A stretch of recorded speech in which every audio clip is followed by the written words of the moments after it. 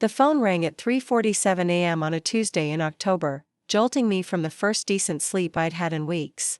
In that groggy space between dreams and consciousness, I almost didn't answer. Almost let it go to voicemail like I had so many calls. Over the past 20 years, reporters, true crime enthusiasts, people claiming they had leads about my missing daughter, but something made me reach for it. Before we jump back in, tell us where you're tuning in from, and if this story touches you, make sure you're subscribed, because tomorrow, I've saved something extra special for you. Mrs. Holloway? The voice was young, female, and shaking. This is Officer Dakota Martinez with the Portland Police Department. I'm calling about your daughter, Lily Rose. My heart stopped. After 2 decades of hoping, praying, and slowly dying inside every time the phone rang with news that never came, I couldn't process what I was hearing. I'm sorry, what did you say? I whispered, sitting up in bed. My husband Marcus stirred beside me, immediately alert. He'd learned to recognize that particular tone in my voice, the one that meant our world was about to shift again. Ma'am, we've arrested someone in connection with your daughter's abduction. And? The officer paused, and I could hear papers rustling. Mrs. Holloway, your daughter made the arrest. The room spun. Marcus was fully awake now, reaching for my free hand as I gripped the phone with white knuckles. I don't understand, I managed. My daughter is missing. She's been missing for 20 years. Ma'am, I think you need to come down to the station. There's a lot we need to explain, and it's not really something I can do over the phone. Your daughter, Lily Rose, she's here.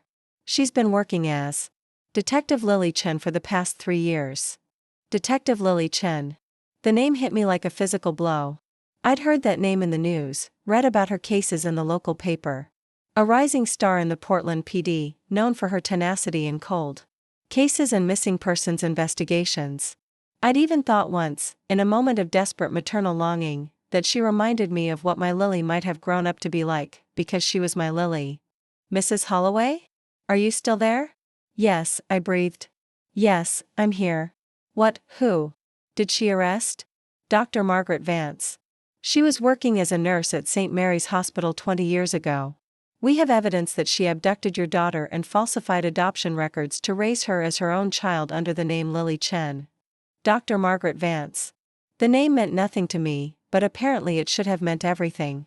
This woman had stolen the first breath I should have shared with my daughter, the first smile, the first words, the first steps. She'd stolen 20 years of bedtime stories and birthday parties and Christmas mornings. How? The word came out as barely a whisper. Lily, your daughter, she's been investigating cold cases involving infant abductions. She started looking into her own past when she couldn't find certain records, and Officer Martinez's voice grew softer. Mrs. Holloway, she figured it out herself. She's the one who connected the dots. My brilliant girl. Even stolen away from me, raised by someone else, she'd found her way back through sheer determination and a cop's instinct for the truth. Does she know? About me? She knows everything now. She's been looking for you too. 20 years of grief, of wondering, of that particular hell that comes with not knowing if your child is alive or dead, it all crashed over me at once. I started sobbing, deep body-racking sobs that I hadn't allowed myself since those first terrible months after Lily disappeared. Marcus took the phone gently from my hands. This is Marcus Holloway, Vera's husband. Can you tell us when we can come down there? I could hear Officer Martinez's voice through the speaker, but the words blurred together. Something about evidence, about DNA confirmation, about wanting to reunite us but needing to follow protocol. All I could think about was my baby girl, now a grown woman, who had somehow found her way back to me by arresting the woman who stole her life. We'll be there in an hour, Marcus said, hanging up. Preparing and narrating this story took us a lot of time, so if you are enjoying it, like this video, it means a lot to us. Now back to the story. I looked at him through my tears. After 20 years of marriage defined by loss, by the empty space where our daughter should have been, by failed pregnancies and failed adoptions and the slow dissolution of dreams, we were finally going to meet our child. She became a detective, I said wonderingly. She became a detective, and she found us. Marcus pulled me close, and I could feel his tears in my hair. She found her way home, Vera. Our girl found her way home. As we dressed quickly in the pre-dawn darkness, throwing on whatever clothes we could find, I thought about all the times I'd imagined this moment. In my fantasies, Lily was always still a little girl, running into my arms at some airport or police station, crying "Mommy," like she'd been waiting for me all along. The reality was going to be different. My daughter was 20 years old now, a police detective who'd grown up calling another woman Mom. She'd lived an entire life without me, built a career, maybe fallen in love, certainly faced challenges and celebrated victories that I knew nothing about, but she'd been looking for me too. That thought carried me through the surreal drive to the police station, through the bright fluorescent lights of the lobby, through the maze of hallways Officer Martinez led us down. My hands were shaking so badly I couldn't sign the visitor forms properly. "She's in conference room B," Officer Martinez said, stopping in front of a closed door. "She wanted to see you alone first, before we bring in Dr. Vance for questioning." I reached for the door handle, then stopped. What if she doesn't? What if seeing me is too hard for her? Officer Martinez smiled gently. "Mrs. Holloway, she's been waiting 20 years for this moment too. She chose to become a cop so she could find missing people. She's been looking for you her whole career." Marcus squeezed my shoulder. "Go meet our daughter." I turned the handle and stepped inside. She was sitting at a small table, her back to the door, studying a thick file. When she heard me enter, she stood slowly and turned around, and I saw my face looking back at me. Not exactly, she had features I didn't recognize, probably from her father, whoever he was. But the eyes were mine. The stubborn set of her jaw was mine. The way she held her shoulders, ready for anything, was something I recognized from looking in mirrors my whole life. "Hi," she said simply. Her voice was steady, professional, but I could see her hands trembling slightly. "You're my mother." "Hi," I whispered back. "You're my baby." We stood there for a moment, 20 years of separation heavy in the air between us. Then Lily, my Lily, took a step forward. "I have so many questions," she said. "So do I." I took a step toward her too. "But first, can I hug you? I've been wanting to hug you for 20 years. She nodded, and suddenly we were in each other's arms, and she was crying, and I was crying, and she felt exactly the way I'd always imagined she would. Like coming home. "I never stopped looking for you," I whispered into her hair. "Never stopped hoping." "I know," she said. I could feel it somehow. Like someone was always out there, waiting for me to find them. We held each other until the tears slowed, and then she pulled back to look at me properly. "Mom," she said, trying out the word. "I arrested her this morning. The woman who took me. Margaret Vance. She's been living under the name Dr. Chen for the past 15 years, she remarried. Got a new identity, thought she was safe." "How did you figure it out?" Lily gestured to the file on the table. "I've been working cold cases for 3 years. Missing children, mostly. About 6 months ago, I realized I couldn't find my own birth certificate, the real one. Every document I had led back to falsified adoption papers. So I started digging into my own case like any other investigation." She opened the file, showing me pages of notes, photographs, timeline charts. "It took me 4 months to trace everything back to St. Mary's Hospital and the infant abduction that happened on October 15, 2003. Your daughter, Lily Rose Holloway, disappeared from the maternity ward 12 hours after birth. October 15, 2003, the worst day of my life, when I woke up from an emergency C-section to find my baby gone. When the nurses said there must have been some mistake, some mix-up. When the security footage mysteriously disappeared. When the investigation went nowhere and the case went cold." She was working the night shift, Lily continued. Margaret Vance, registered nurse. She had access to all the newborns, knew which babies had complications, which families might be vulnerable. "She chose me because..." Lily's voice caught slightly. "Because you were unconscious from surgery and Dad wasn't at the hospital yet. She had a window." "What happened to her? All these years?" "She moved to Seattle, changed her name to Margaret Chen, got married, raised me as her own daughter. Told me my birth parents died in a car accident." Lily's jaw tightened. "She forged adoption papers, created an entire false identity. When I got older and started asking questions, she had answers for everything. I thought about this woman, this Margaret Vance, who had stolen my daughter and then played the role of loving mother for 20 years. Part of me wanted to hate her completely, but another part, the part that could see how loved and well-adjusted Lily was, felt a complicated gratitude I wasn't ready to examine. Was she good to you? I had to ask. Lily considered this carefully. She loved me. I believe that. But it was built on a lie, on the worst kind of theft. And when I started getting close to the truth, she tried to stop me. That's when I knew for sure. How? She tried to convince me to drop the investigation. Said it was unhealthy to dig into the past, that some questions were better left unanswered. When that didn't work, she tried to get me transferred to a different department. Lily's eyes hardened. That's when I knew she wasn't just hiding something, she was hiding everything. A knock on the door interrupted us. Officer Martinez peered in. Detective Chen? Sorry to interrupt, but Dr. Vance is asking to speak with you. She says she wants to confess. Lily looked at me, and I saw something fierce and protective in her expression. My daughter, the detective. Tell her she can confess to the district attorney, Lily said firmly. Right now, I'm talking to my mother. Officer Martinez nodded and closed the door. 20 years, I said wonderingly. You've been out there all this time, and you found your way back to me. I had help, Lily said softly. Every night, I used to dream about a woman with sad eyes who was looking for me. I thought it was just my imagination, but now. She reached across the table and took my hand. Now I think it was you. Outside, dawn was breaking over Portland, painting the conference room windows with soft golden light. Somewhere in this building, the woman who had stolen my daughter was sitting in a cell, finally facing the consequences of what she'd done 20 years ago, but all I could focus on was the miracle sitting across from me. My daughter. My brilliant, determined, beautiful daughter who had refused to let a 20-year-old crime stay buried. What happens now? I asked. Lily squeezed my hand. Now we have a lot of catching up to do. 20 years worth. I smiled through fresh tears. I have baby photos to show you. And home videos. Your father recorded everything, hoping. I couldn't finish the sentence. Hoping I'd come home someday. Hoping exactly this. Lily stood up, still holding my hand. Then let's go home, Mom. I've been waiting my whole life to see those pictures. As we walked toward the door together, I realized that this wasn't an ending at all.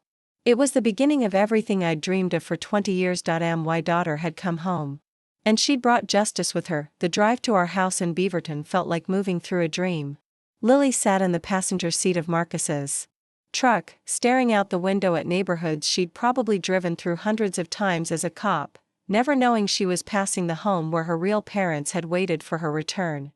That's Roosevelt High School, I found myself saying. As we passed the brick building. We kept hoping you'd end up there somehow. Marcus coaches their baseball team. Lily turned to look at the school, then at Marcus in the rearview mirror. You coach baseball? Volunteer coaching, Marcus said, his voice still rough with emotion. Started about 5 years after you disappeared. Figured if I couldn't raise my own kid, maybe I could help other people's kids. The weight of 20 lost years settled over us again. I watched Lily process this information, probably imagining the parallel life she might have lived. High school baseball games, family dinners, fights about curfew and homework, all the ordinary chaos of growing up that had been stolen from us. Tell me about Margaret, I said quietly. I needed to understand the woman who had raised my daughter. Even if the knowledge would tear me apart. Lily was quiet for a long moment. She was a good mother, in her way. Strict but fair. Made sure I did my homework, drove me to soccer practice, came to all my school plays. She paused. She worked as a pediatric nurse in Seattle. Said she chose that specialty because she loved children but couldn't have any of her own. The irony was crushing. Margaret Vance couldn't have children, so she stole mine. She remarried when I was 7, Lily continued. David Chen, he's a good man. He adopted me legally, gave me his name. He has no idea about any of this. When I arrested her this morning, the first thing she said was, "Please don't tell David." I felt a stab of sympathy for this David Chen, who was about to discover that his wife was a kidnapper and his adopted daughter wasn't legally his at all. How many lives had Margaret's crime destroyed? She taught me to be strong, Lily said, almost to herself. Always said I should fight for what's right, stand up for the underdog. Ironic, considering. We pulled into our driveway, and I saw Lily take in the small ranch house with its carefully maintained garden and the child's swing still hanging from the old oak tree in the front yard. Marcus had refused to take it down, insisting that someday our daughter would come home to use it. I used to dream about a house like this, Lily said softly. White with blue shutters, big tree in the front yard. I thought it was just my imagination. Memory, Marcus said, turning off the engine. You were 12 hours old when you left. Here, but maybe some part of you remembered. Inside, the house felt too small and too large at the same time. Too small for the enormity of what was happening, too large because it had been built for a family of 3 but had housed only 2 broken hearts for 20 years. Lily stopped in front of the fireplace mantel, where dozens of photos chronicled the life she'd never lived. School picture day photos we'd bought from Roosevelt High every year, just in case. Christmas mornings with 3 stockings, one that never got opened. Family vacation photos with an empty space where she should have been standing. You kept celebrating my birthday, she said, touching a photo of a cake with 20 candles. Every year, I said. October 15th. We'd make your favorite cake, well, what we imagined would be your favorite cake, and talk about what you might be doing, where you might be. Chocolate with vanilla frosting, Lily said quietly. What? My favorite cake. Chocolate with vanilla frosting. She looked at me with wonder. Margaret always made me strawberry because she said that was what little girls liked. But I always wished for chocolate with vanilla frosting. I started crying again, overwhelmed by the thought that somehow, across all those years and miles, I'd been making the right cake for her birthday. Marcus disappeared into the kitchen and returned with a box I recognized, our Lily box, where we'd kept everything related to the search for our daughter. 20 years of police reports, private investigator notes, false leads, and crushed hopes. I need to understand how she did it, I said, settling on the couch next to Lily. How she got away with it for so long. Lily opened her own file folder, the official police investigation she'd been conducting into her own kidnapping. She was methodical. Margaret worked the night shift in the maternity ward, so she knew the routines, knew when families would be most vulnerable. She'd been planning this for months. She pulled out a timeline she'd constructed. She chose babies whose mothers had difficult deliveries, women who were unconscious or heavily sedated. She targeted families where the father wasn't present. At the moment of birth, where there might be confusion about who was supposed to be watching the baby. But the security cameras, Marcus said. The hospital said they malfunctioned that night. They didn't malfunction. Margaret had help. Lily's jaw tightened. There was a security guard named Frank Morrison who was having an affair with her. She convinced him to erase the footage from that night, told him there had been an incident. That could get them both fired if it came to light. Where is he now? Dead. Car accident in 2018. But I found emails between them from 2003. Frank was apparently planning to leave his wife for Margaret, and she used that to manipulate him into helping her. I thought about that night 20 years ago, the chaos and confusion when I woke up to find my baby gone. The nurses saying there must have been a mix-up. The doctors insisting that sometimes post-surgical mothers had false memories. The slow, horrible realization that my daughter hadn't been misplaced, she'd been taken. She had paperwork ready, Lily continued. False adoption documents, birth certificates, social security applications. She'd been forging documents for months, creating an identity for a child she hadn't even stolen yet. But how did she know she could get away with it? Because she'd done it before. The words hit like a physical blow. Marcus and I stared at Lily in shock. I found 2 other cases, she said quietly. 1998 in Spokane, 2001 in Eugene. Both babies taken from maternity wards where Margaret was working. Both cases went cold. Where are those children now? I whispered. Dead, according to Margaret's stories. She told me I had 2 older siblings who died in the car accident that killed my birth parents. But I think. Lily's voice broke slightly. I think she killed them when they got old enough to ask questions she couldn't answer. The room went deadly quiet. My daughter, my brilliant, determined daughter, had uncovered evidence that the woman who raised her might be a serial killer. You can't prove it, Marcus said, but it was more hope than statement.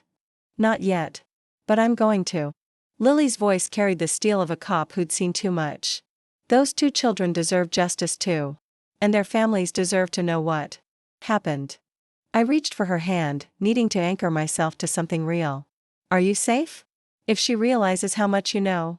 She's already realized. That's why she tried to get me transferred out of cold cases. When that didn't work, she started getting more desperate. Lily pulled out her phone and showed me a series of text messages. These started 3 weeks ago, when I got close to the truth. The messages were from Mom, Margaret, and they escalated from loving concern to barely veiled threats. Some doors are better left closed, sweetheart. I'm worried about you, this obsession with the past isn't healthy. You're going to destroy our family if you keep digging. The last message, sent just 2 days ago, made my blood run cold. I love you too much to let you ruin your life. Stop the investigation or I'll have to stop it for you. She threatened you, I said. She tried to. But she made a mistake, she underestimated me. I've been wearing a wire for the past week, recording every conversation we've had. She confessed to taking you because she deserved to be a mother and because you wouldn't even remember having a baby anyway. Rage flared in my chest, hot and consuming. Margaret Vance had stolen my child and then convinced herself I wouldn't even miss her. As if a mother's love was something so shallow it could be forgotten with medication and time. There's more, Lily said. I found financial records showing she's been receiving payments from someone for the past 20 years. Someone who helped her create those false identities, maybe helped her relocate the other children. A baby trafficking ring? That's what I think. Margaret was just the grunt worker, she stole the babies, but someone else was coordinating everything, handling the paperwork, finding the buyers.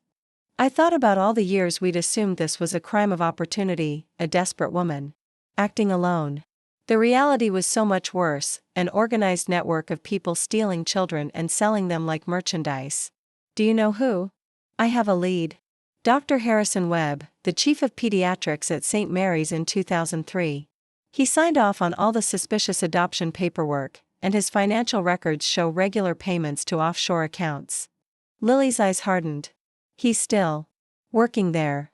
Still in a position to steal babies. Marcus stood up abruptly, pacing to the window. 20 years, he said. This has been going on for 20 years, and no one caught it. Because they were careful. They chose vulnerable families, falsified records, and killed anyone who got too close to the truth. Lily closed her file folder. But they made one mistake. What?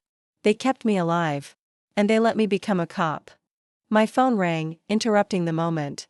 Detective Ray Castellanos, Lily's partner according to the caller ID. You should take it, Lily said. He's been working this case with me. He's the only one who knew what I was really investigating. I answered, putting it on speaker. Hello? Mrs. Holloway? This is Detective Castellanos, Portland PD.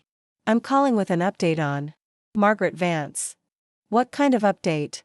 She's asking to make a deal. Full confession in exchange for protection from whoever she's been working with. Says if we don't protect her, she'll be dead within a week. Lily and I exchanged glances. Margaret was scared. Of her co-conspirators, which meant they were still out there, still dangerous. What does she want to confess to?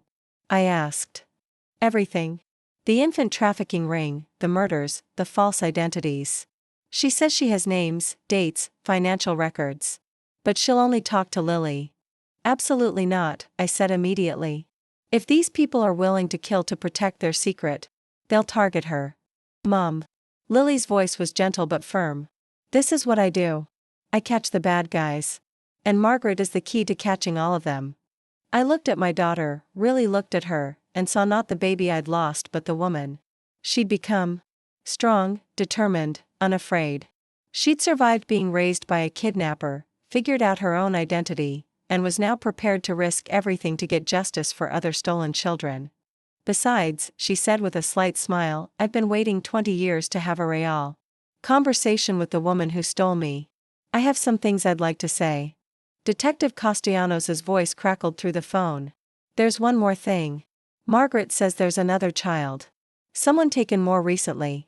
A baby boy, maybe 2 years old. She says if we don't move fast, he's going to disappear forever. The room fell silent. Somewhere out there, another family was living our nightmare. Another mother was wondering where her child was, another father was hanging swings that would never be used. I have to do this, Lily said, looking at me with eyes that were simultaneously 20 years old and ancient. Not just for us, but for them. For all the families who never got their children back. I wanted to say no. I wanted to lock her in this house and never let her out of my sight again. I'd just gotten my daughter back, I couldn't bear the thought of losing her to the same monsters who'd stolen her in the first place, but I also knew she was right. This was bigger than our reunion, bigger than our 20 years of pain. There were other children out there, other families destroyed by Margaret Vance and her co-conspirators. Okay, I said finally. But you don't go alone. And you don't do anything without backup. Deal, Lily said, squeezing my hand. But first, I want to see those baby videos you mentioned. I want to know who I was before she took me.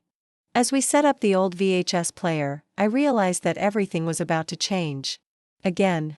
We'd had exactly 6 hours to be a family, 6 hours to start healing 20 years of wounds, and now we were walking back into the nightmare that had created those wounds in the first place, but this time, we were walking in together. And this time, we were going to end it. The screen flickered to life, showing a tiny pink baby sleeping in a hospital bassinet. Me, exhausted but radiant, holding her for the first time. Marcus, barely 25 years old, grinning as he changed her diaper. That's you, I whispered. 12 hours old. The last time I saw you before this morning. Lily watched herself. As a newborn, tears streaming down her face. I was so small. You were perfect, I said. You were absolutely perfect. And tomorrow, we were going to make sure that the woman who stole that perfect baby finally paid for what she'd done, to us and to every other family she'd destroyed. The hunt for justice was just beginning. The Portland police station felt different when we returned the next morning. What had been a place of miraculous reunion 12 hours earlier now hummed with the urgent energy of an active investigation. Lily moved through the hallways with the confidence of someone who belonged here, while I felt like an intruder in a world I didn't understand. She's been asking for you all night, Detective Castellanos said, falling into step beside us. He was younger than I'd expected, maybe 35, with kind eyes that had seen too much. Barely slept. Keeps saying she needs to tell you something important before they figure out what she's done. Any idea who they are? Lily asked, adjusting the wire concealed under her blazer. She's been cagey about specifics, but she did give us one name, Dr. Harrison Webb. Says he's been the contact person for the whole operation. Castellanos handed Lily a thick folder. We did some digging on Webb overnight. Guy's been living way above his salary for the past 20 years. Recently bought a yacht, has a house in the Caymans, sends his kids to private schools that cost more than most people make in a year. I tried to process this information. While I'd been grieving the loss of my daughter, this Dr. Webb had been getting rich off stolen children. The thought made me physically ill. There's something else. Castellanos continued, lowering his voice. We found financial records showing payments to 3 other hospitals in the Pacific Northwest. This thing is bigger than we thought, it's a whole network. Lily stopped walking. How many children? We're still counting. But based on the payment schedules, maybe dozens. Maybe more. The hallway seemed to tilt around me. Dozens of families destroyed, dozens of children stolen from their parents and sold like merchandise. And Margaret Vance was sitting in a cell just 50 feet away, holding the keys to unraveling the whole nightmare. Mrs. Holloway? A gentle voice interrupted my thoughts. I turned to see a woman in her 40s approaching us, her expression sympathetic but professional. I'm Dr. Sarah Kim, the department psychologist. I wanted to speak with you before you observe the interview. Observe? You won't be in the room with Margaret directly, that could compromise the investigation. But you can watch from the observation room. I wanted to prepare you for what you might hear. Dr. Kim led me to a small room adjacent to the interview room, equipped with one-way glass and speakers. I could see Margaret Vance sitting at a metal table, her hands folded in front of her. She looked smaller than I'd expected, more ordinary. This was the woman who had haunted my nightmares for 20 years, and she looked like someone's grandmother. She's going to try to justify what she did, Dr. Kim said quietly. In her mind, she saved Lily from a life she wouldn't have remembered anyway. She's convinced herself that she was the better mother, that what she did was an act of love rather than theft. Through the glass, I watched Margaret look up as the door opened. Lily entered first, followed by Detective Castellanos and a prosecutor I didn't recognize. The moment Margaret saw Lily, her entire demeanor changed, her face lit up with genuine maternal affection. "Lily, sweetheart," Margaret said, half rising from her chair. "I was so worried about you. Are you okay? Did they hurt you?" The casual concern in her voice was jarring. She was treating this like a misunderstanding rather than a criminal confession. "Sit down, Margaret," Lily said, her voice professionally neutral. "We need to talk." "Of course, honey. But first, I need you to understand something important." Margaret's eyes were bright with urgency. "I never meant for it to happen this way. I never wanted you to find out like this." Lily sat across from her, maintaining eye contact. "But you knew I would find out eventually. I'm a detective, Margaret. I investigate crimes for a living. Did you really think I wouldn't figure out that my entire life was built on a lie?" Margaret flinched as if she'd been slapped. "It wasn't a lie. Everything I gave you, the love, the opportunities, the education, that was real. I raised you to be strong and independent and moral. Look how you turned out. Look at the woman you became. I became a woman who hunts down people like you." The words hung in the air like a challenge. Margaret's composure cracked slightly, and I saw a flash of something harder underneath, the calculating mind that had orchestrated 20 years of deception. "People like me," Margaret repeated softly. "Do you know what people like me do, Lily? We save children from lives they'll never remember, from parents who don't deserve them." "Tell me about the other children," Lily said, leaning forward. "Tell me about Spokane and Eugene." Margaret's face went completely still. "I don't know what you mean." 1998, baby girl taken from Sacred Heart Hospital in Spokane. 2001, baby boy from Eugene General. Both during your shifts. Both cases went cold. Lily opened her file. "Where are they, Margaret?" For a long moment, Margaret didn't answer. When she finally spoke, her voice was barely above a whisper. "They were sick." "What kind of sick?" "Developmental delays. Problems that would have made them difficult to place." Margaret's clinical tone was chilling. "Sometimes the most merciful thing you can do is prevent a life of suffering." I gripped the edge of my chair, understanding what she was really saying. Margaret hadn't just stolen those children, she'd killed them when they became inconvenient. "You murdered them," Lily said, her voice deadly calm. "I prevented their suffering," Margaret corrected. "They were never going to have normal lives. They would have been burdens on their families, drains on the system. I made a difficult decision based on medical necessity." "You're not a doctor. You had no right to make that decision." "I had every right." Margaret's mask slipped completely now, revealing the cold calculation underneath. "I spent 20 years working in pediatric wards, watching children suffer because their parents were too selfish or too stupid to make hard choices. I watched families destroyed by children who would never contribute anything to society." The clinical detachment in her voice was terrifying. This wasn't a woman driven by maternal instinct. This was someone who saw children as commodities to be evaluated and discarded at will. "Tell me about Dr. Webb," Lily said. Margaret's expression shifted again, becoming wary. "What about him? Tell me how the operation works. How you identify targets, how you falsify the paperwork, how you move the children." "I can't." Margaret's voice was suddenly small and frightened. "If I tell you that, they'll kill me. They'll kill David. They might even kill you." "Who will kill you?" Margaret shook her head frantically. "You don't understand.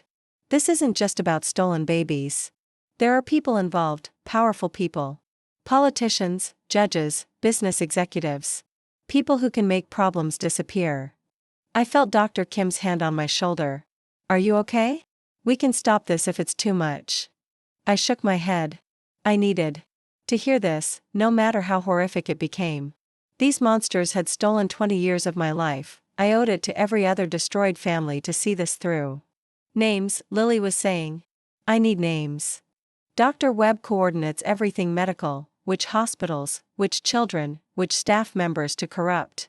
But the real power is higher up."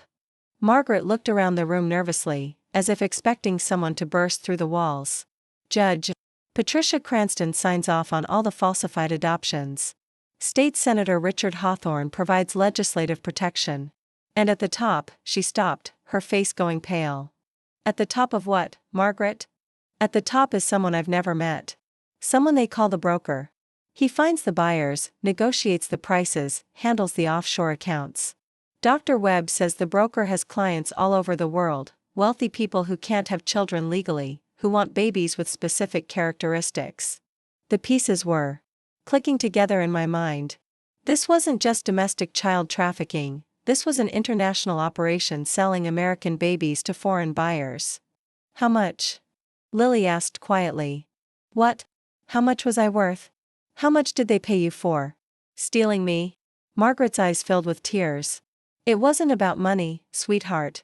I kept you because I loved you. I couldn't have children of my own, and when I saw you lying there, so perfect and beautiful, I knew you were meant to be mine. How much, Margaret? 50,000. But I never took it. I told them there had been complications, that you didn't survive. I kept you because I wanted to be your mother. The number hit me like a physical blow. My daughter's life had been valued at $50,000. Less than the cost of a luxury car. What about the 2-year-old? Lily pressed. The boy you mentioned. Where is he now? Margaret's composure cracked completely. They're processing him tomorrow. If we don't stop them, he'll be on a plane to Singapore by Friday. Processing? Final medical checks, document preparation, transportation arrangements. Once a child enters processing, they disappear completely. New identities, new countries. No way to trace them back. Lily leaned back in her chair, and I could see her mind working through the implications. They had less than 24 hours to save this child. I need locations, she said. Where do they take the children for processing? There's a private medical facility in Lake Oswego. Looks like a high-end pediatric clinic from the outside, but the basement level is set up for other purposes. What kind of other purposes? Margaret's voice dropped to a whisper. Minor surgeries to alter appearance. Document photography. Sometimes they have to make adjustments if a child doesn't meet the buyer's specifications. The room spun around me. These people weren't just stealing children, they were mutilating them to order. I need the address, Lily said. I can't.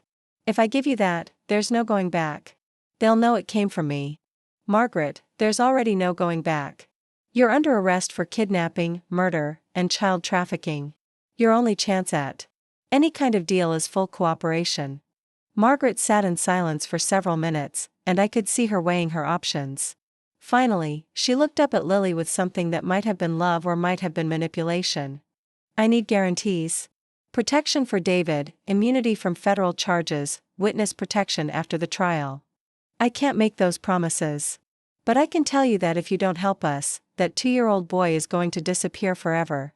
Just like those children in Spokane and Eugene. Margaret closed her eyes. When she opened them again, the frightened woman was gone, replaced by someone harder and more calculating. The clinic is at 1247 Iron Mountain Boulevard. Dr. Amanda Cross runs the medical side. She's a plastic surgeon who lost her license for malpractice but kept working under Webb's protection. The security is minimal during the day, but at night, they have armed guards. When is the boy being processed? Tomorrow morning at 9. They call it preparation for placement. Margaret's voice was flat now, emotionless. His buyer wants a child with lighter skin and different eye color. Dr. Cross will perform cosmetic procedures to meet those specifications. I stood up so abruptly that my chair fell over. Dr. Kim tried to steady me, but I pushed past her and out of the observation room. I couldn't listen to any more of this clinical discussion of child mutilation and human trafficking. In the hallway, I leaned against the wall and tried to catch my breath. These weren't just criminals, they were monsters operating with surgical precision, treating children like customizable products. The interview room door opened, and Lily emerged looking shaken but determined. We have 18 hours, she said to Detective Castellanos. We need to coordinate with the FBI, get a warrant for the clinic, and set up a raid. And we need to do it without alerting Webb or anyone else in the network. What about Margaret? Castellanos asked.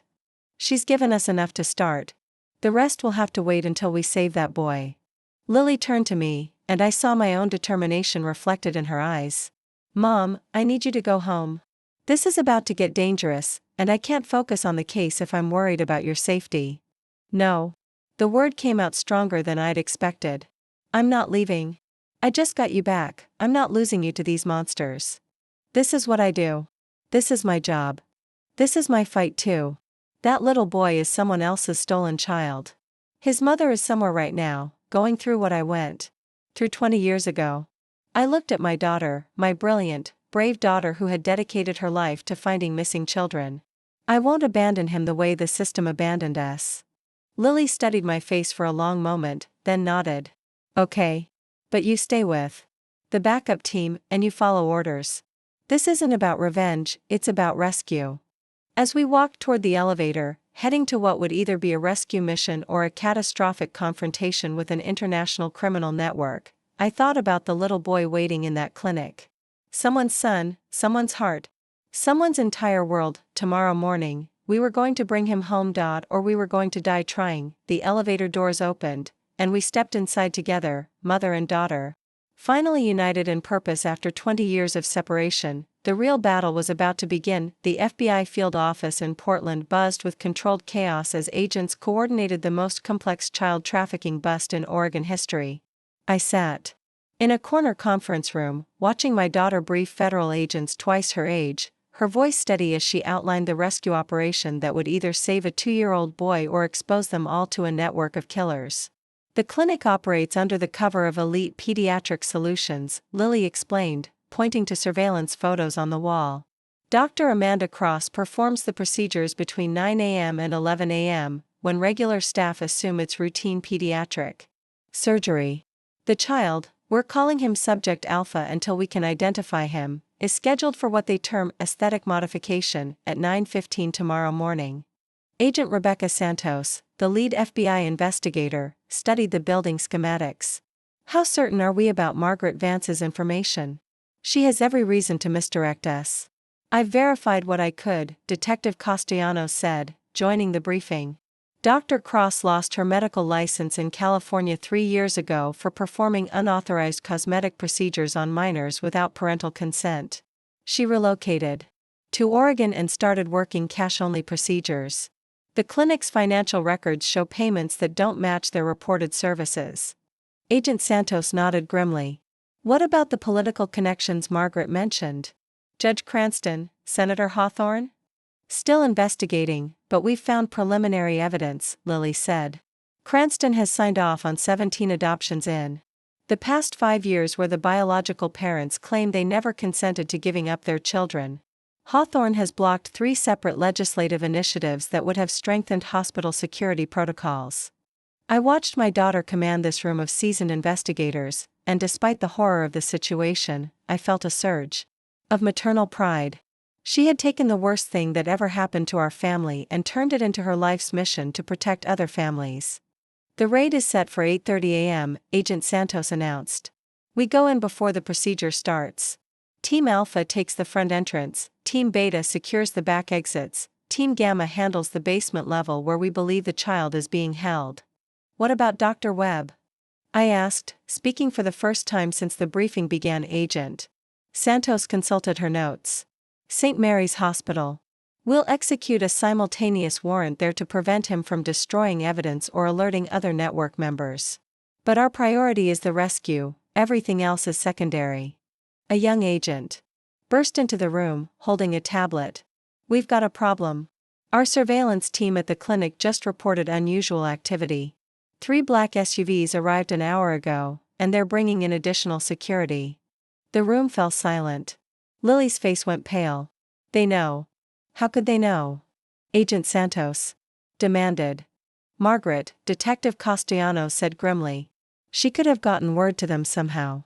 Or maybe they're just being extra cautious because of her arrest. Agent Santos was already on her radio, coordinating with the surveillance teams.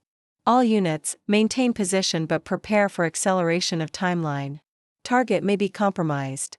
My phone rang. The caller ID showed a number I didn't recognize, but something made me answer it. Mrs. Holloway? The voice was male, older, with a slight accent I couldn't place. I believe you've been asking questions about your daughter. The blood drained from my face. Who is this? Someone who has been watching your family's reunion with great interest. Your daughter has been very thorough in her investigation. I gestured frantically to Lily, who signaled Agent Santos to start tracing the call. What do you want? I asked, trying to keep my voice steady. I want Detective Chen to stop pursuing matters that don't concern her. This is a business arrangement that has operated successfully for many years. Her interference is unwelcome. You're talking about stolen children. About murder. I'm talking about providing services to families who can afford them. But that's not why I'm calling. The voice grew harder. I'm calling to inform you that your reunion with your daughter can remain permanent, or it can be very brief. The choice depends on how cooperative she becomes.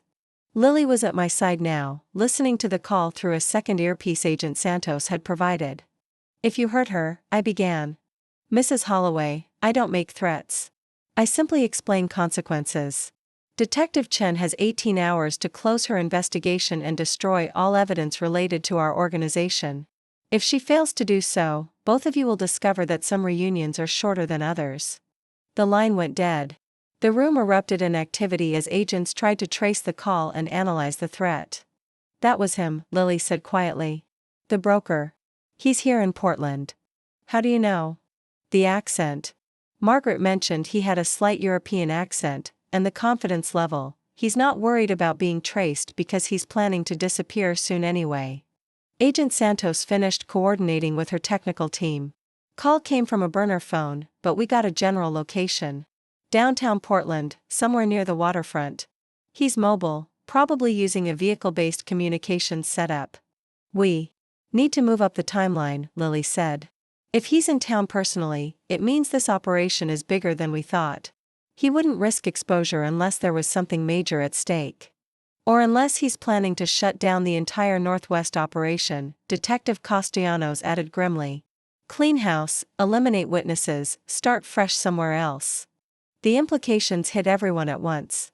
If the broker was planning to close down the operation, that meant killing anyone who could implicate the network, including the 2-year-old boy they were supposed to rescue. New plan, Agent Santos announced. We raid tonight. Full teams, maximum force. If they're planning to eliminate evidence, we need to get there before they do. As the agents dispersed to prepare for the accelerated operation, Lily pulled me aside. Mom, I need you to go home. This has become too dangerous. No, I said firmly. That man just threatened both of us. I'm not leaving you alone with these monsters. You're not trained for this. If something goes wrong, if something goes wrong, at least we'll be together. I took her hands in mine. 20 years ago, I couldn't protect you. I couldn't save you from Margaret. But I'm here now, and I'm not running away. Lily studied my face, seeing something there that reminded me of how she'd looked when she first walked into that police station, determined, unafraid, ready for whatever came next. Okay, she said finally. But you stay with the command vehicle. You don't enter the building, you don't engage with suspects, and if I tell you to run, you run. An hour later, we were positioned 3 blocks from the elite Pediatric Solutions Clinic, watching through night vision monitors as federal agents surrounded the building. The black SUVs were still there, and thermal imaging showed at least 8 people inside the clinic instead of the usual 3 or 4. Team Alpha in position, crackled through the radio. Team Beta in position. Team Gamma ready for basement breach. Agent Santos turned to Lily. Last chance to back out, Detective. This isn't your jurisdiction anymore. That child in there could be anyone's son, Lily replied. He could be my brother. This is absolutely my jurisdiction. Through the surveillance monitors, I watched my daughter check her weapon and prepare to enter a building full of people who had already proven they were willing to kill to protect their secrets. She looked so young in her tactical vest, so vulnerable. Despite all her training. All teams, execute, Agent Santos commanded. The world exploded into action. Agents stormed the clinic from 3 different entrances while I watched helplessly from the command vehicle. Through the radio chatter, I could hear fragments of what was happening inside. Front entrance secured, multiple suspects in custody. Basement level, we've got medical equipment, examination tables, but no sign of the child. Second floor clear, found files, computers, looks like financial records. My heart sank. They'd been too late. The boy was gone, then Lily's voice cut through the radio static. Command, I've got something. Hidden room behind the main examination area. I can hear crying. Detective Chen, wait for backup, Agent Santos ordered, but I could see through the building cameras that Lily was already moving, following the sound of a child's sobs through a maze of medical equipment. Found him, she said, her voice thick with emotion. Command, I found the boy. He's alive, appears unharmed. Requesting medical team immediately. The relief in the command vehicle was palpable. They'd saved him. They'd actually saved him, but the celebration was short-lived. We've got a problem, came Team Alpha's voice. Dr. Cross isn't here. Neither is Dr. Webb. The suspects we arrested are all low-level security, nobody with real information about the network. Agent Santos cursed under her breath. They knew we were coming. This was a setup. Setup for what? I asked. My question was answered when every light in the clinic went out simultaneously, and the surveillance monitors showed figures moving on the roof, figures that definitely weren't FBI agents. All teams, we have hostile movement on the roof. Unknown. Number of suspects, unknown weapons capability. Through the darkness, I could see muzzle flashes. Someone was shooting into the clinic. Officer down. The radio crackled with panic. Team Beta has an officer down. Lily, I whispered, staring at the monitors showing chaos and gunfire. Where's Lily? Agent Santos was coordinating emergency response, calling for backup, trying to establish communication with the teams inside. But all I could think about was my daughter, somewhere in that dark building with a rescued child and an unknown number of killers. Command, this is Detective Chen. Lily's voice was barely audible over the radio static. I'm in the basement. With the child. We're secure, but I can hear multiple suspects above us. Requesting immediate extraction. Negative, Detective. Building is compromised. Hold position until we can clear the area. Through the surveillance audio, I could hear the 2-year-old crying. Lily was trying to comfort him, whispering soft words while gunfire echoed through the building above them. Mom? Lily's voice came through her radio, and I realized she was speaking directly to me. If something happens, nothing's going to happen, I said into Agent Santos's radio. You're going to get out of there, and we're going to take that little boy home to his family. I love you, she said simply. I need you to know that. Whatever happens next, I love you. The building monitors showed movement in the basement level. Dark figures were making their way toward where Lily was hiding with the child. They're coming, she whispered. Tell his parents, tell them I tried. I grabbed Agent Santos's radio. Lily, listen to me. You are not giving up. You are not dying. In there. That little boy needs you, and I need you, and 20 years of separation is enough. You fight. Do you hear me? You fight. The monitors went completely dark as someone cut the power to the surveillance system. All we had now was radio contact, and even that was filled with static and interference.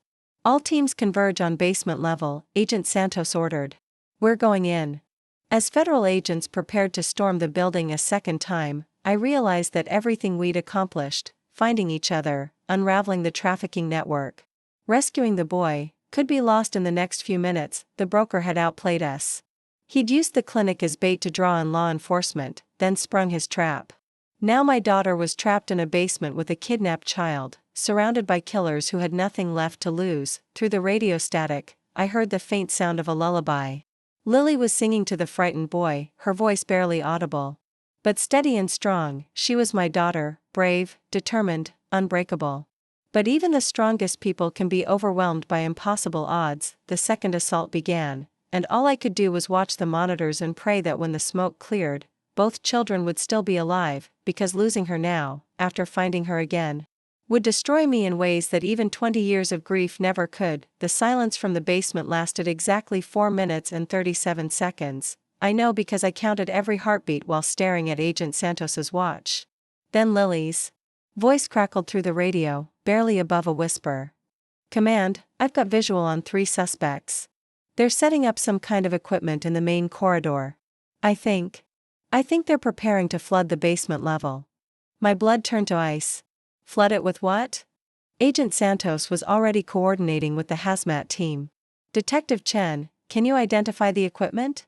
Looks like industrial. Containers connected to the ventilation system.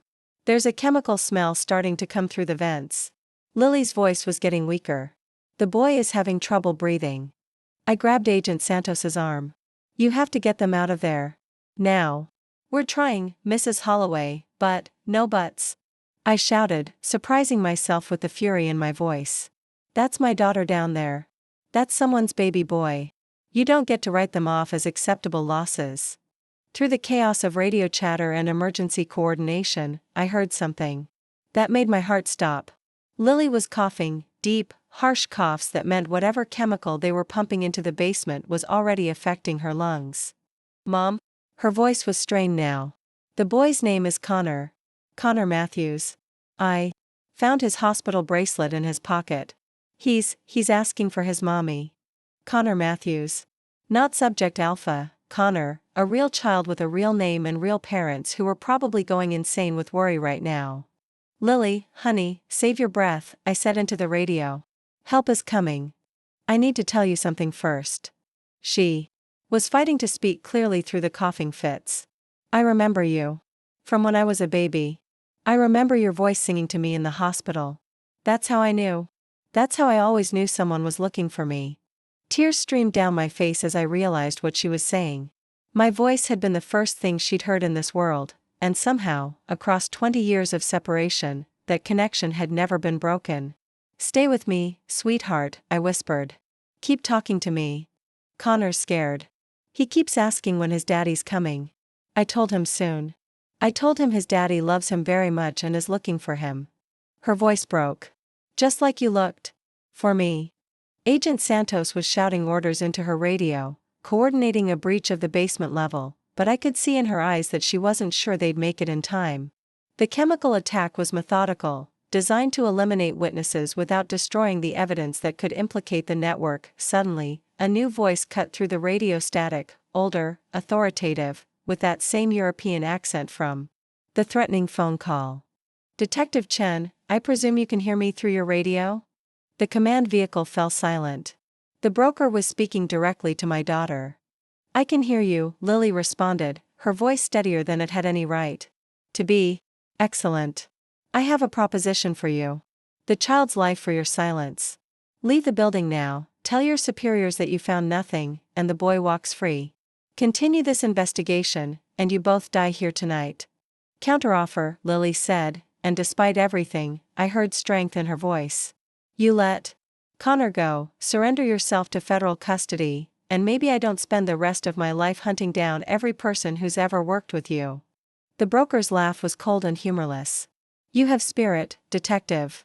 I can see why Margaret was so fond of you. But you're hardly in a position to negotiate.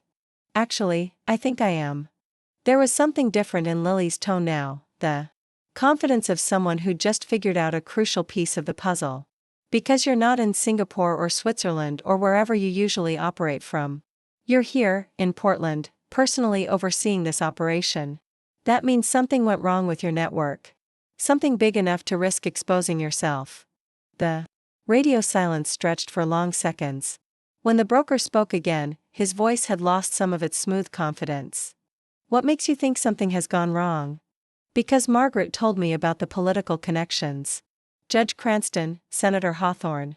But when we investigated them, we found something interesting. They're both being investigated by federal authorities for completely unrelated corruption charges. Your protection network is collapsing, and you're here to do damage control. Agent Santos was staring at Lily's voice through the radio with something approaching awe. Even trapped in a basement with poisonous gas, my daughter was conducting an interrogation. You're smart, the broker admitted. Too smart. Which is why you and the child must die tonight. But here's what you didn't count on, Lily continued, and I could hear her moving around, the sound of metal scraping against concrete.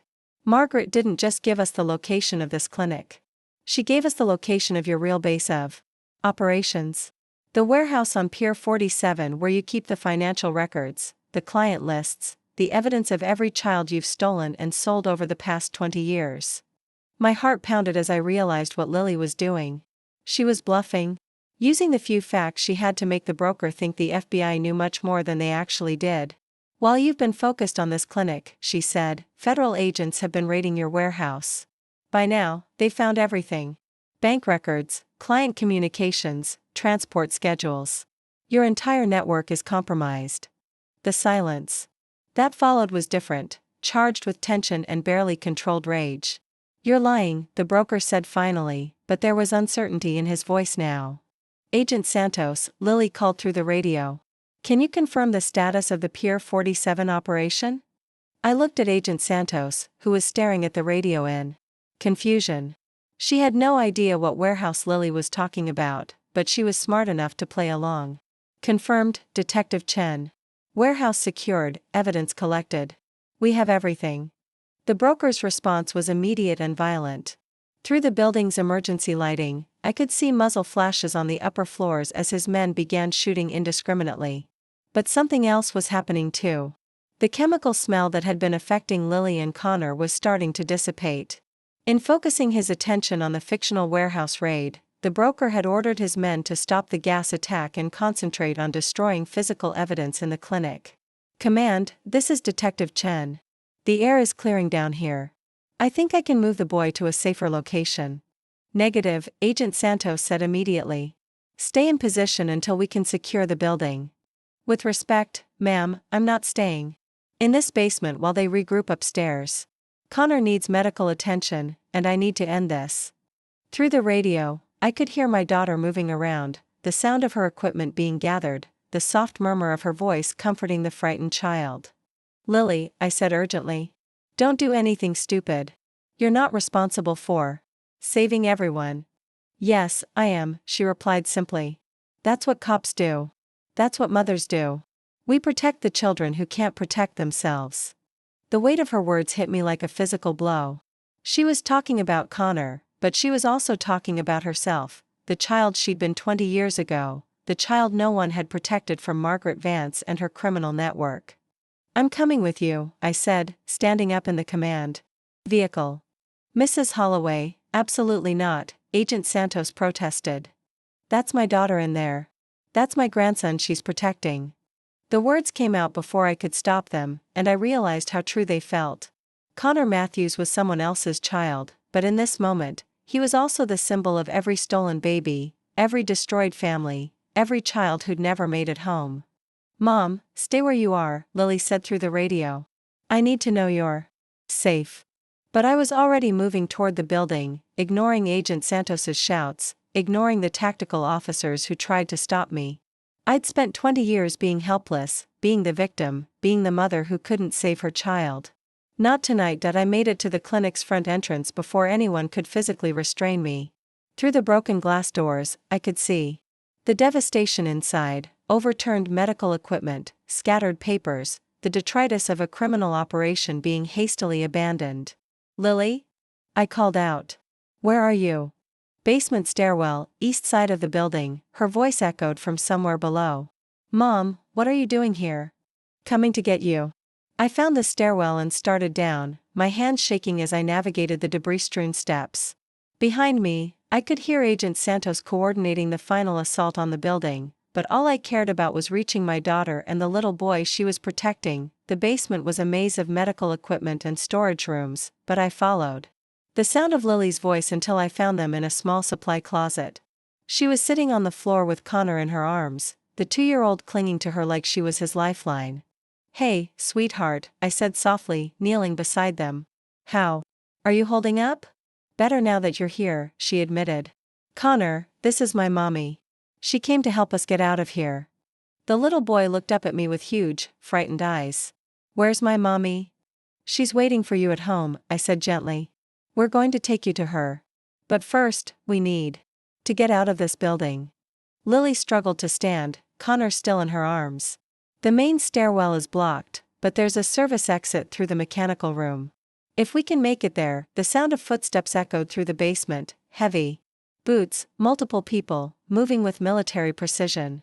They're coming, Lily whispered. We moved as quietly as possible through the maze of equipment, Connor whimpering softly against Lily's shoulder. Behind us, I could hear voices, men coordinating a search, getting closer with each passing second. The mechanical room was at the far end of the basement, behind a heavy steel door that Lily had to put Connor down to open. As she worked with the lock, the little boy wrapped his arms around my legs, trusting me completely despite having known me for only minutes. "Got it," Lily said, pushing the door open to reveal a narrow staircase leading up to ground level, but as we started up the stairs, Connor suddenly pulled away from me and ran back toward the basement. "Connor, no!" Lily called after him. The little boy had spotted something, a stuffed animal that must have fallen from his pocket when they'd been moving around. A small, worn teddy bear that was probably his most precious possession. "Teddy!"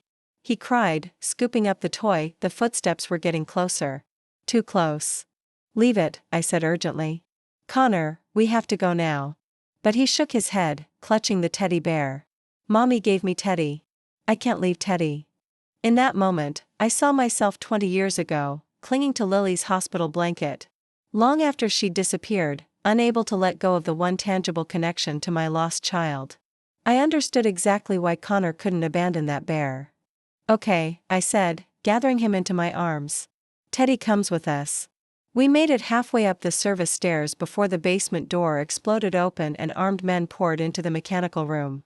Lily shoved me and Connor ahead of her, using her body as a shield between us and the gunman below. "FBI. Drop your weapons." Agent Santos's voice echoed from the main floor as federal agents finally breached the building. The next few minutes were chaos, gunfire, shouting, the controlled violence of a tactical operation. I crouched in the stairwell with Connor, covering his ears while Lily coordinated with the FBI teams through her radio. When the shooting stopped, we emerged into the Portland night to find ambulances and emergency vehicles surrounding the clinic. Connor was immediately taken by paramedics, but he refused to let go of my hand until I promised him that his mommy was already on her way.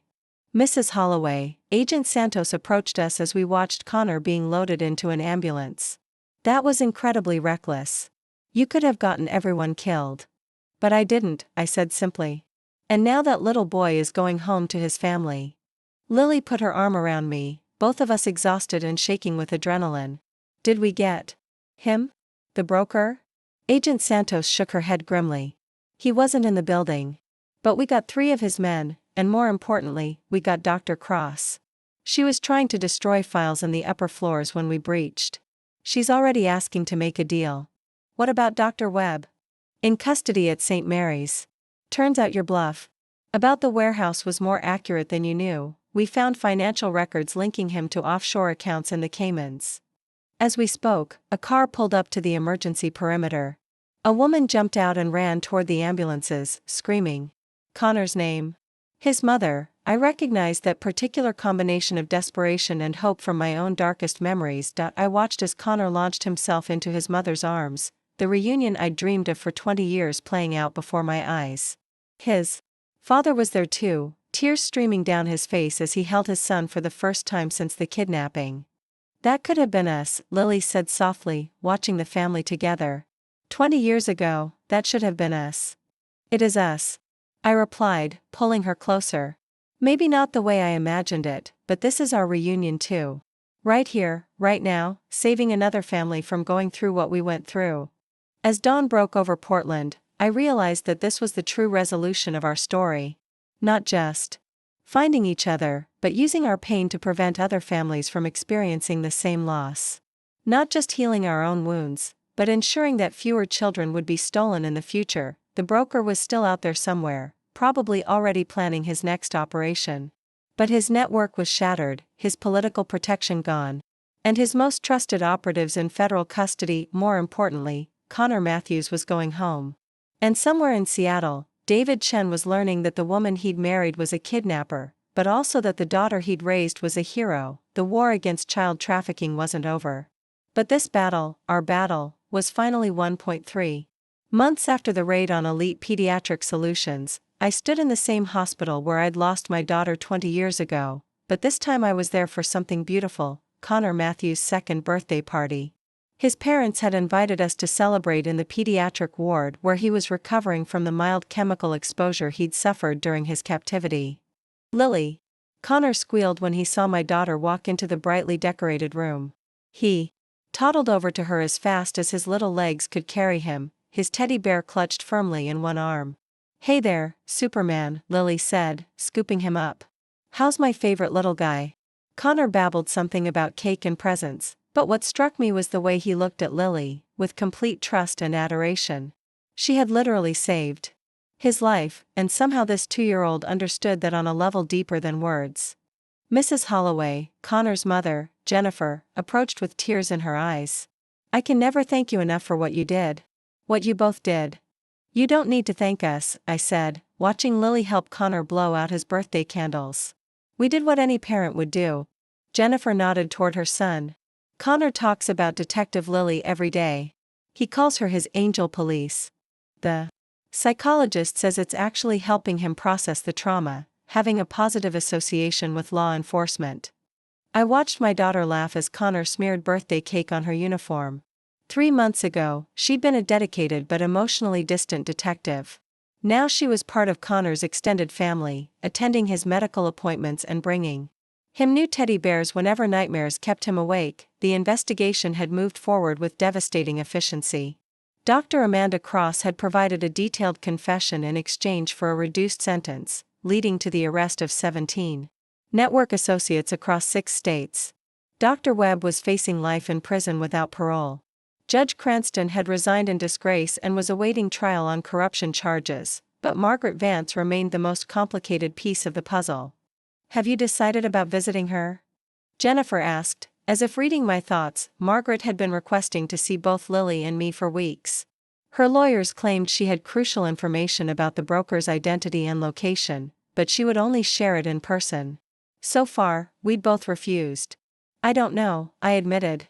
"Part of me wants answers. But another part of me thinks some conversations are better left unheld." Lily overheard us and walked over, Connor still perched on her hip. "Actually, I've been thinking about it too. Not for closure or forgiveness, but because..." She paused, choosing her words carefully. "Because there are still children out there. If Margaret knows something that could help us find them, don't we have an obligation to listen?" She was right, of course. My brilliant daughter was always right about these things. "Besides," Lily continued, "I want her to see what she didn't destroy.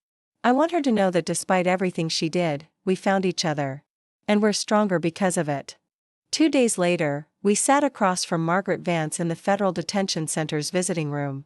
She looked older than her 58 years, her hair now completely gray, her hands shaking slightly as she reached for the phone to speak through the bulletproof glass. "Lily," she said, her voice breaking.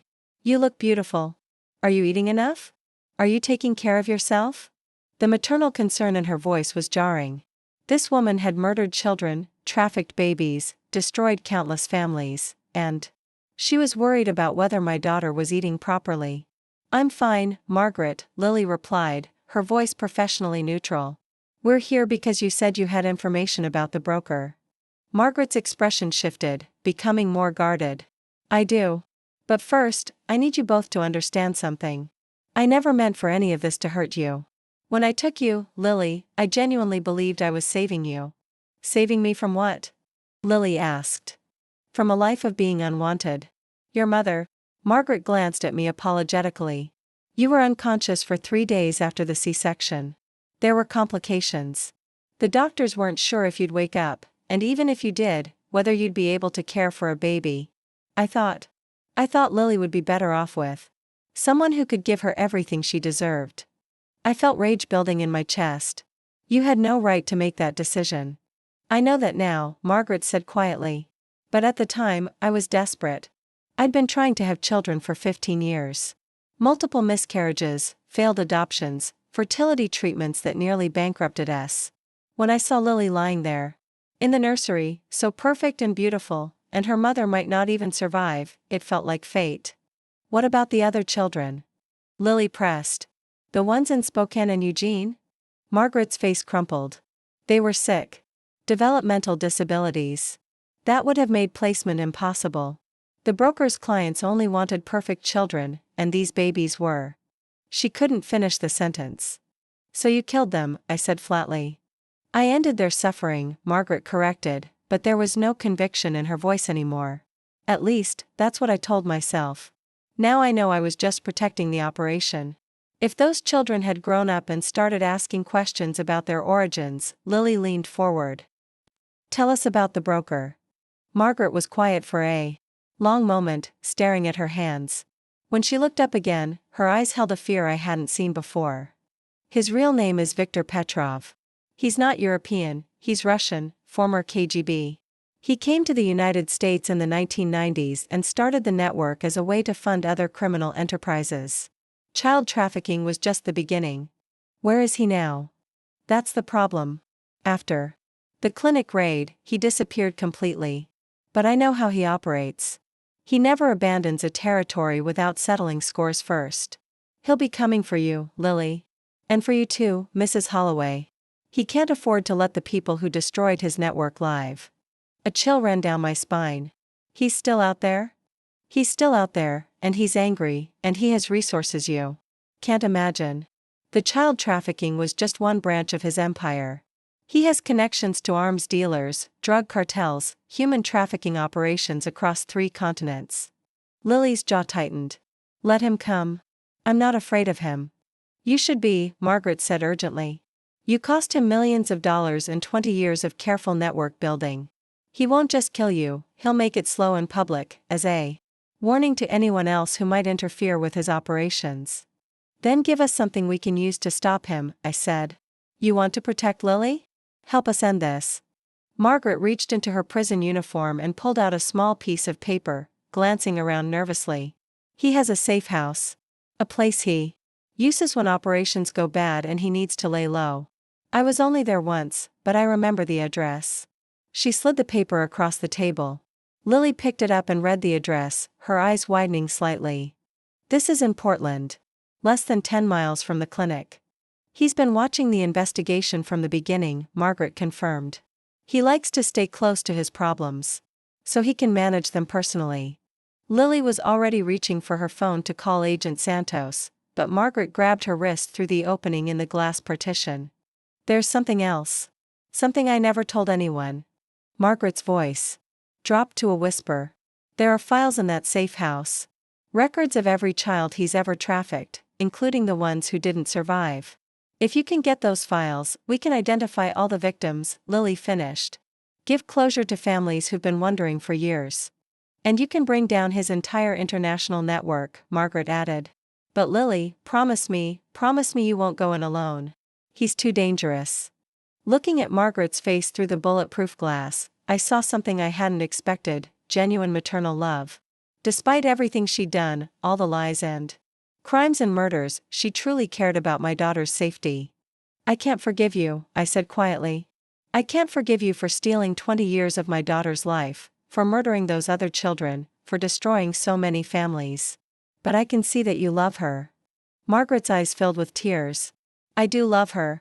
She's the best thing I ever did with my life, even though I did it all wrong. Then help us end this, Lily said. Help us make sure no other families go through what ours did. Margaret nodded, wiping her eyes. The safe house has a security system, but I know the code. And there's a hidden entrance through the basement that he thinks no one else knows about. As we prepared to leave, Margaret called out one last time. Lily? I know I don't have the right to ask this, but could you visit David? My husband? He's been destroyed by all this. He had no idea about any of it, and now he's lost his wife. And the daughter he thought was his own. He's a good man who got caught up in my mistakes. Lily considered this for a moment. I'll think about it.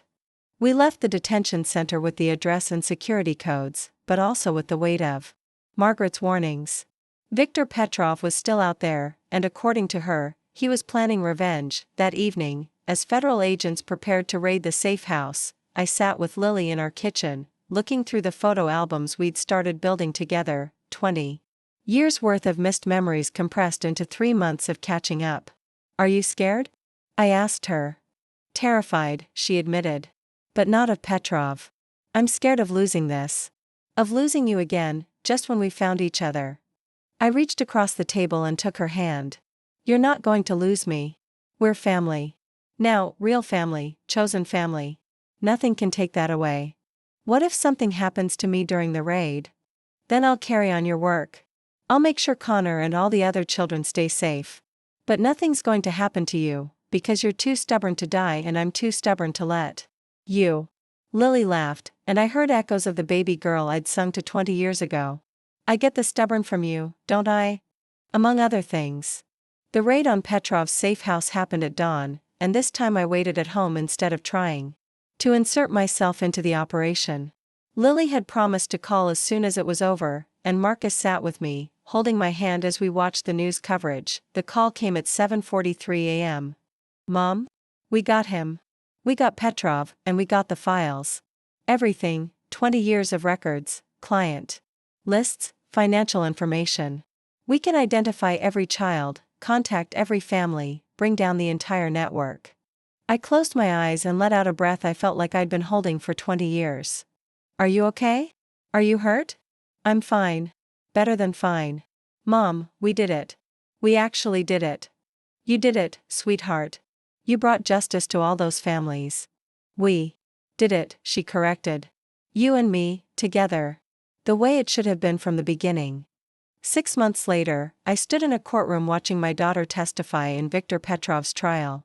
She was poised and professional, presenting evidence that would put him away for life and dismantle an international child trafficking network that had operated for over 2 decades. In the gallery behind me sat dozens of families whose missing children had finally been identified through Petrov's records. Some had found living children who could be reunited with their birth families. Others had finally learned the truth about children who had died years ago, giving them the closure they'd never had. Connor Matthews sat with his parents in the front row, now 3 years old and completely recovered from his ordeal. When Lily finished her testimony, he waved at her and called out, "Hi, Angel Police," loud enough for the entire courtroom to hear. The judge smiled, the first time I'd seen any levity in the proceedings. After the trial, as we walked out of the courthouse together, Lily turned to me with a question I'd been expecting. What now? The network is dismantled, Petrov's going to prison forever, Margaret's already serving her sentence. The case is closed. I thought about all the families we'd helped reunite, all the children who were now safe, all the monsters who would never again be able to steal babies from hospital beds. Now we live, I said simply. We have birthday parties and Christmas mornings and all the ordinary moments that were stolen from us. We build the life we should have had 20 years ago. And we keep doing the work, Lily added. There are other networks out there, other children who need help. Yes, I agreed. We keep doing the work. But together this time. As we walked toward our car, I saw David Chen waiting by the parking meter. Margaret's ex-husband looked older and sadder than in the photos I'd seen, but when he spotted Lily, his face lit up with unmistakable paternal love. Lily, he called out hesitantly. Could I speak with you for a moment? Lily looked at me, and I nodded encouragingly. I'll wait in the car. I watched through the windshield as my daughter embraced the man who had raised her for 13 years, both of them crying as they held each other. David had lost everything when Margaret's crimes were exposed, but in this moment, he was getting back the daughter he'd thought was gone forever. When Lily returned to the car, her eyes were red but she was smiling. He wants to have dinner next week. All of us, you, me, Marcus, him. He says he wants to hear about my childhood, the parts Margaret wouldn't talk about. And you're okay with that? I'm okay with it. He's not my biological father, but he was a good dad to me. And I think there's room in our family for more love, not less. As we drove home through Portland, passing the hospital where my nightmare began and the police station where it ended, I thought about the strange mathematics of love and loss. Margaret had stolen my daughter, but she had also raised her to be strong and compassionate. David had lost his wife to prison and his daughter to truth, but he was gaining an extended family. Connor Matthews had been kidnapped and traumatized, but he'd also gained a protector who would watch over him for the rest of his life. None of it balanced out. The pain couldn't be subtracted from the joy, the loss couldn't be cancelled by the finding. But somehow, we had built something beautiful from the wreckage. That night, as I tucked Connor in for a sleepover at our house, his parents trusted us completely now. He looked up at me with those huge, trusting eyes. Grandma Vera, he said. He'd started calling me that after his 3rd birthday party. Yes, sweetheart? Will you sing me the song that Detective Lily's mommy used to sing to her? I smiled, remembering the lullaby I'd hummed to my infant daughter in those 12 precious hours before she was taken. The same lullaby Lily somehow remembered, even after 20 years. Of course I will. As I sang softly to Connor, with Lily listening from the doorway and Marcus reading in the next room, I realized that this was what victory looked like. Not the dramatic courtroom moments or the news coverage or the commendations from the FBI. Victory looked like a family, chosen, complicated, assembled from pieces of other broken families, singing lullabies to a child who was safe and loved. And home, the monsters were in prison. The children were protected. And after 20 years of searching, we had all finally found our way back to each other. The end. Up next, you've got 2 more standout stories right on your screen. If this one hit the mark, you won't want to pass these up. Just click and check them out. And don't forget to like, subscribe and turn on the notification bell, so you don't miss any upload from us.